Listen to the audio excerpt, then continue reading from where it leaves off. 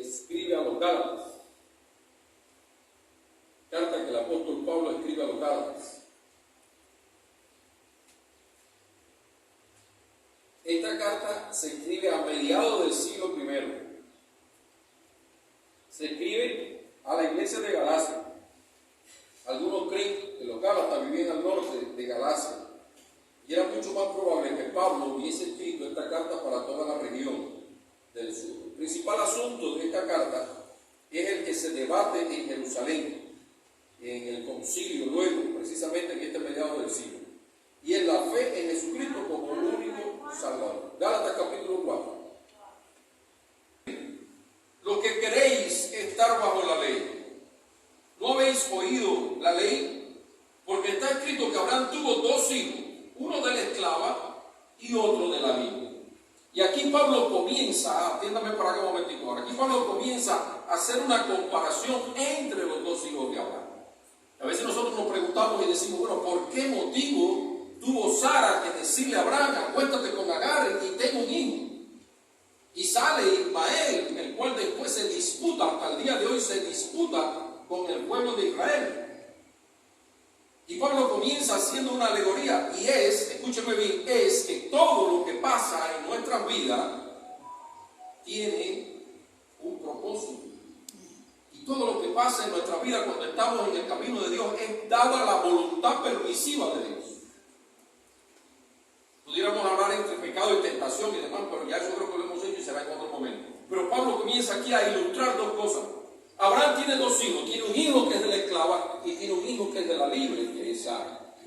Y comienza a hablarle ahora, y yo quiero que cuando usted vea esta alegoría, vaya entendiendo que Pablo va llevando, va explicando lo que es vivir en la carne, lo que es vivir como tal en lo humano y lo que es vivir en lo espiritual. Y por eso le dice a los Gálatas, Abraham tuvo dos hijos, uno de la esclava y otro de la libre. Vamos a seguir leyendo. Dice, pero el de la esclava nació según la carne. ¿Me están entendiendo? El de la esclava nació según la carne, es decir, que el que nació de la esclava, para nada Dios intervino. ¿Se entiende? Fue Sara quien provocó que naciera ese niño, Ismael. Por eso dice que el que nació de la esclava, nació de la carne, mas el de la libre nace por la promesa. ¿Cuántos dicen amén? Amén. Entonces aquí encontramos algo. Que hay una libertad cuando hay una promesa de parte de Dios. Cuando tú haces tuya una promesa de parte de Dios, tú comienzas a ser libre. Porque no hay nadie humano que te esté diciendo lo que tienes que hacer, sino que viene del Creador del cielo y de la tierra lo que tú estás creyendo, donde tú estás poniendo tus pies. Y Pablo le comienza a enseñar eso a los Gálatas, que también es de mucha utilidad para ti y para mí.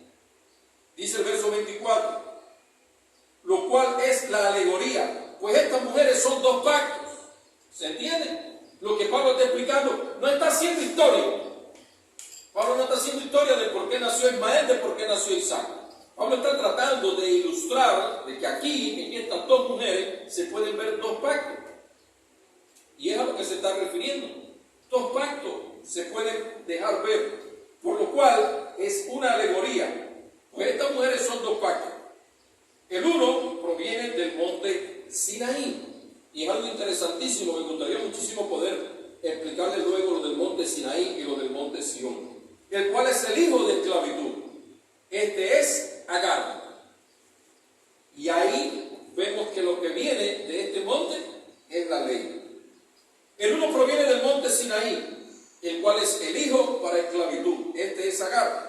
Y dice el verso 25, porque Agar es el monte Sinaí en Arabia, hasta el día de hoy, y corresponde a Jerusalén actual. Lleva un poquito de explicación, ¿verdad? Pues está junto con sus hijos. Esta es la esclavitud. Y dice el verso 26, mas la Jerusalén de arriba, y aquí se pone interesantísima la cosa, mas la Jerusalén de arriba, la cual es madre de todos, es libre. ¿Cuántos dicen amén? Amén. ¿Qué será Jerusalén? Seguimos. Dice pues, verso 26, Gálatas capítulo 4, mas la Jerusalén de arriba, la cual es libre. Pero nos damos cuenta que lo que es nacido de la carne persigue a lo que es nacido del Espíritu. Y nos damos cuenta de que nosotros en nuestro interior tenemos una batalla, tenemos una lucha entre la carne y el Espíritu, ¿verdad?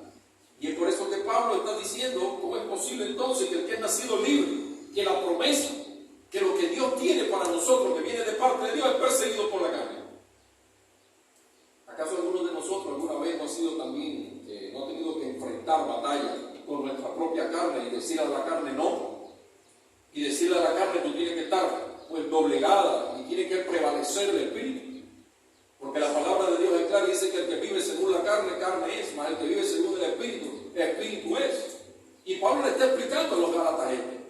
Y les está hablando sobre lo que es vivir la ley, vivir en la carne y vivir en la promesa de Dios.